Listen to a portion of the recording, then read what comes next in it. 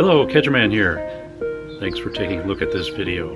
This is part 2, and you can check out part 1, the previous episode, to see where this adventure started.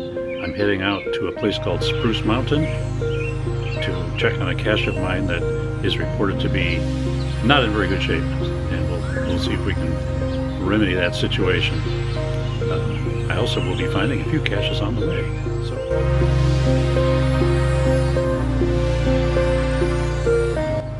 And this trail is parallel to a railroad track, so maybe I'll catch a train sometime in this episode.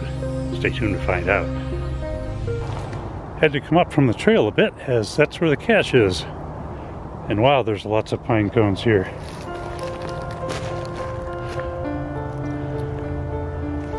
I came up the hill here, about 600 feet from the trail. And on the other side of this fence is Interstate 25 zipping along. The geocache, in this case, is pretty obvious to find. I believe it's under this nice little pile of rocks here.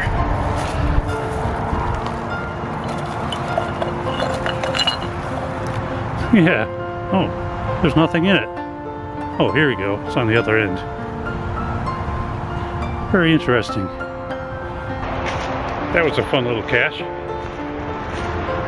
The only muggles out here are going 75 miles an hour on the interstate. Looks like it's been a while since this animal met its demise out here. The bones are scattered about quite a bit.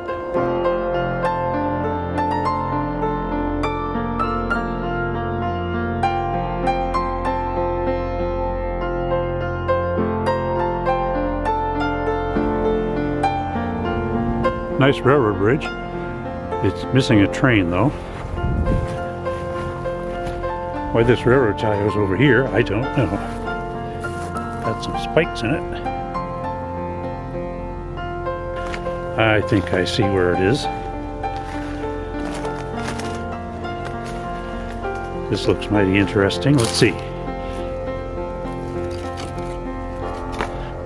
Well, what do you know? There's a cow in there.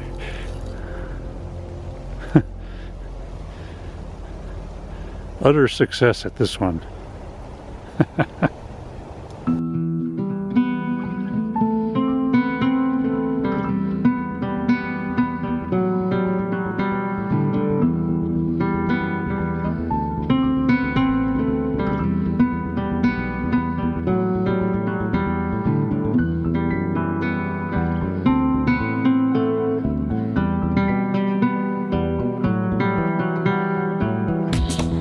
This cache I'm checking on today that is reported to be soaking wet inside is one of my trail mix caches here, right by Spruce Mountain behind me here. The cache isn't up on the hill, but it's along this trail in the open space nearby. Lots of yuccas around this area. There's that one lone tree up there. That would be a fun place for a cache. I don't believe there's one there though. I wonder if there's a trail up to the top of this cool little butte. I don't know, but it's on private property regardless.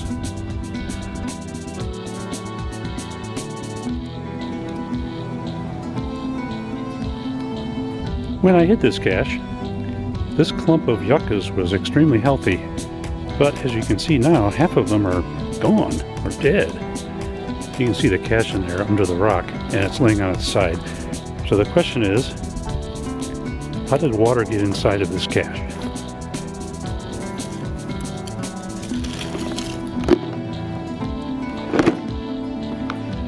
It's not in terrible shape. Let's open it up and see. I might decide to replace it with this other one that I brought with me. I've hidden 50 trail mix caches that are like this one in these plastic jars with the screw-on lid, and they never get sopping wet like this obviously is inside. There's a bunch of Hot Wheels cars. I don't know how it got wet inside, but one thing I've noticed about these, they really need to be stored upright, and that helps keep water out. Sometimes I've found caches that are like this that are stored upside down, and they're often wet inside. This one was laying on its side, so maybe that is the same sort of problem. As I said before, I've hidden 50 of these trail mix caches. I've had to archive 2 for a variety of reasons. And unfortunately, this one is also going to get archived because the yuccas around here are just in bad shape. And while there are plenty of logical places to hide a cache, they're too far from the trail. The county open space regulations say geocaches should be no more than 10 feet from the trail here in Douglas County, Colorado, and I'm going to honor that.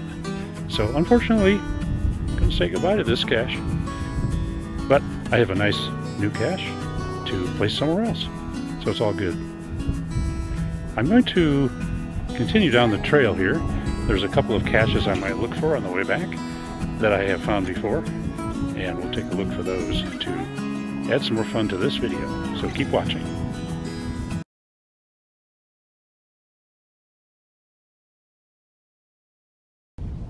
As I was heading to this cache location, I noticed a bunch of people come out of the woods right here, and sure enough, this is where the cache is, and they had just found it. And then they went further on. I told them about the demise of my trail mix cache and let them pick a rubber duck out of the cache, which the kids really enjoyed. But let's take a look for this one here, even though I found it once before. I spotted it behind the tree here.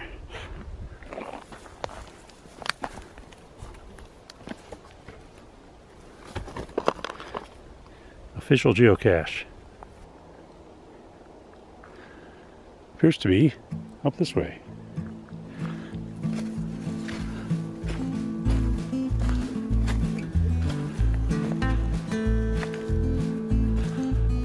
Wow, it's really cleared away in here.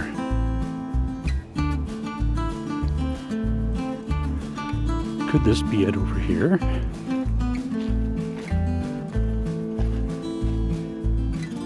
Looks like an ammo can.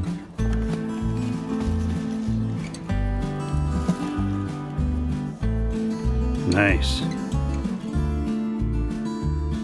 Look at this log. That's a big book. And there's a few other items in there. One of the interesting things about these old caches is the presence of logbooks like this, where the original idea was for people to actually write paragraphs about their adventure coming here. I have already found this cache, so I'll just log a note to say that I found it again. This cache's birthday was in the year 2008, making it one of the older caches around. Always nice to find an ammo can in the woods, and this is no exception. Thanks for watching this episode of Caching with Cadgerman. Please take a look at some of my other episodes, and I would appreciate it very much if you give a thumbs up on this one, as well as to subscribe to my channel. Till we see you again somewhere down the trail, take care everybody. So long.